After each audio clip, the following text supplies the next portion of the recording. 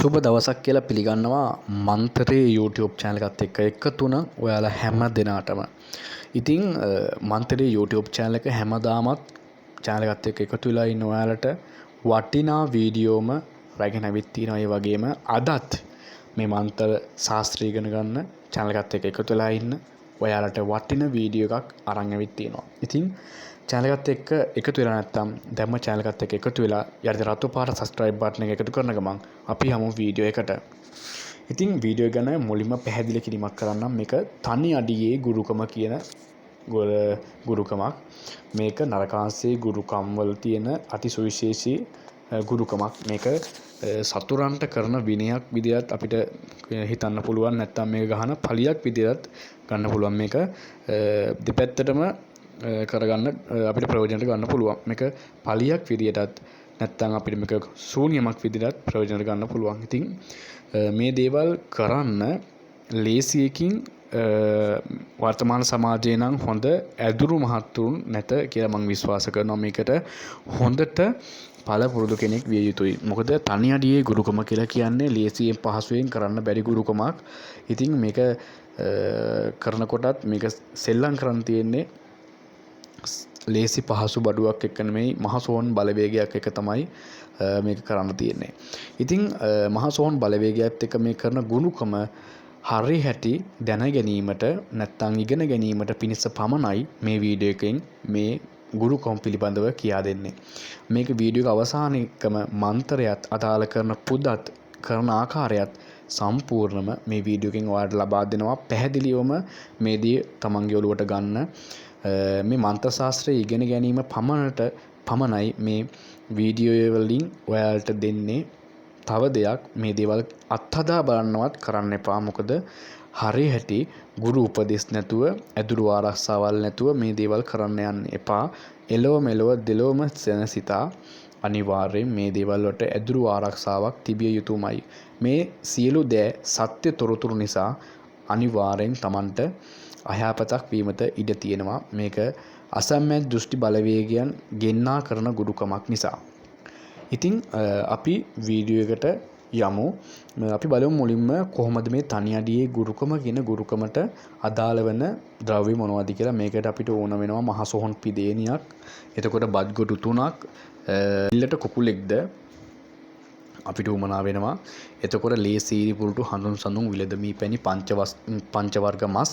එතකොට ඒ පංච වර්ග මස් වලට අමතරව වල්ලූරු මස් අපිට උමනා වෙනවා. ගම්බිත්තර 5ක් උමනා වෙනවා. ඉතින් බිමට කඩපු නැති පොල් ගෙඩි 3ක් ලියුරකින් සුද්ධ කරලා රතු පාට ආලේප කරලා හොඳට වේලෙන් පොල් ගෙඩි වල අදාළ සතුරගේ නම ලියලා අපිට උමනා වෙනවා. තවද සතුරාට පෑගුණු වැලි මිටක් අපිට උමනා වෙනවා. කතා නොකරේ වැලි මිට ගන්න ඕන. අරගෙන මේ අදාළ පිදේනියේ තියලා ජීවම ආරම්භ කරන්න ඕන. හවස 6:31ට සෙනසුරාදා දවසක මේක අපි ආරම්භ කරන්න ඕන.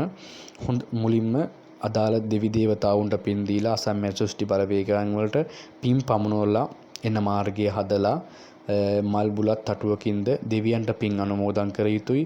ඉතින් ගොටු තටු දීලා යක්ෂයන්ට ආරාධනා කර යුතුයි, ප්‍රේතයන්ට ආරාධනා කර යුතුයි, භූතයන්ට ආරාධනා කර යුතුයි. ඉතින් නවනීල දිස්තියෙන්ද දිස්ති කරන්න ඕන. අභිවහන් දිස්තියේ මහසෝන් දිස්තියෙන් සමාගම් දිස්ති වලින්ද 21 වතාව වගේ දිස්ති කර ගන්න ඕන. තමන්ගේ පුද පිදේනි කලමනා ටික ජීවම් කරගෙන නවනීල දිස්තියෙන් 108ක් හෝ 54 වාරයක් ජීවම් කරලා අදාළ වැලි ටික හොඳ ලිප් ගල් 3ක් බැඳලා නැවුම් වළඳක හෝ නැවුම් චාච්චියක මේ ටික දාලා හොඳට රත් වෙන්න කාල් ගන්න ඕන.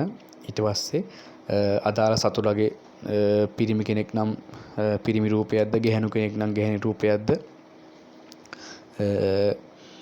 ඇඳලා තඹකොළයක ඇඳලා ඒ රත් වෙන තැනට දාලා මේ මං අද ලබා දෙන මන්ත්‍රයෙන් 21 වතාවක් ජීවම් කරගෙන ගමන් මේක හොඳට කාල් ගන්න ඕන. ඊට පස්සේ ජීවම් කරගත්ත පොල් ටික බිත්තර ටික කාල් ගාගෙන ඉවර වුණ වැලි ටික තඹ කොළය ඒ ටික ඔක්කොම අපි අරගන්න ඕන. පාන්දර 1:33ට වෙනකොට එකක් අරගෙන ගිහිල්ලා තුම්මන් හන්දියක ගහන්න ඕන. පොල් ගෙඩි 2යි බිත්තර 2යි අදාළ නමට ගහන්න ඕන.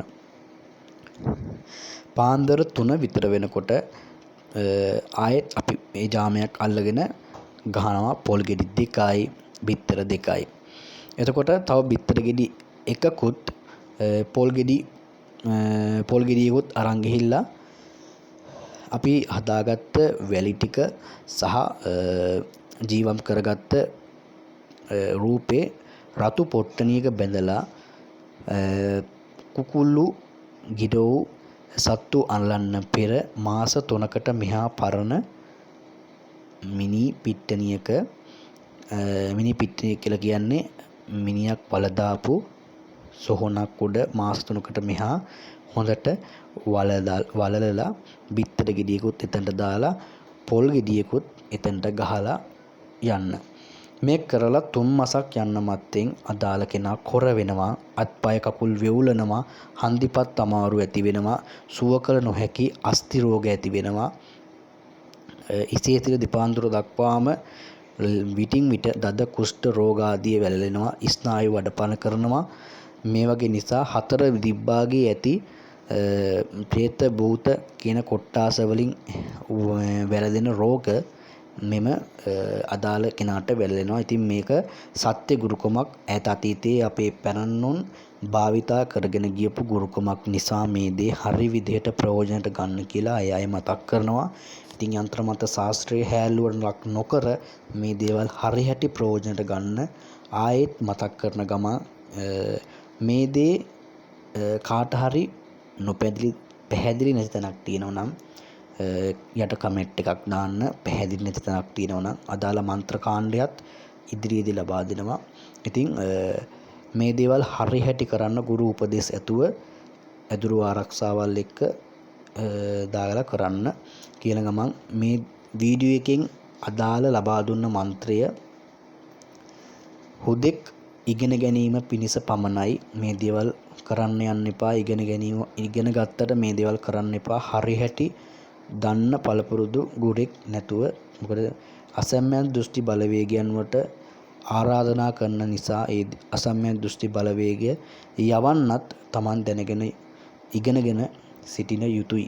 අනිවාර්යෙන් ඒක නුවණැත්තෝ හරි විදිහට මේ දේ ප්‍රයෝජනට ගන්න කියලා මතක් කරන ගමන් මම වීඩියෝ එක අවසන් කරනවා. ඔයාලට සුබ දවසක්. ඕන් ජයසේනාධිපති යක්ෂයා කීල කටිරික්වා ඕඩි සුරබා විෂ්ණුල්ල වාකපාල දෙවනෙන්දු අඩීසිවර අරලු වැසි සුලගින් අසුපාල ගිඩි ගිඩි වාරුන් සොහොන් ඒ පාසනං ඉගිල වාවා යම ගුප්ප සාධක විලාසනේ ඉගිල සොහොනේ වාරුන් ඕං සරි ඉඩික්නාලුන් තලි එන්ඩුයි තයිවර නාඩිනානේතේ මදුලක්කු ජලපාන සොහොනේ වාවා අදත් මාගේ නේත්‍ර මණ්ඩලයට දිටි වැටි එන්ඩ සෝමකාර රිසිවරයාගෙන් වරම් ඕන් අලිවඩිග සෙල්ලුම් සුදුලු කම්පාලේ බිලිම නේත්‍රු මරුසොහොන් ගිඩි ගිඩි නේනේ ඉර මන්ටික්ලාම් පොළුටු කාමේ සොහොන් වැටි එන් සොහොනේ හීන් හුල්ලාඩිවා සිවං ඕන් රීන් වට්ටවජු අලිනේ සොහොන් කුම්භ කායෙන් අඩි ඇඩා මහ සොහොම් දිස්තිරීනේ නේත්‍ර මණ්ඩලේ කොණ්ඩෙන් කල්ලු කදිර විෂ්ණු අනින් සිද්ධ මහ සොහොන් දේවතා මාගේ නේත්‍ර මණ්ඩලයට දිස්ති වැටි මා දෙන ක්‍රේම පිදේනි බලා දිට්ටි කැප ගන්ට සැනෙන් වර ඒ ස්වාහක් ඕං ජල සොහොන් මරු සොහොන් ලේ සොහොන් පුලුටු සොහොන් තනි සොහොන් මෙකී සොහොන් 8 දෙනා වරංගත් ආනුභාවයෙන් මදෙන දොළපිදේනි නරබිල්ල කැපගෙන ඵලයන්තෝ ස්වාහක්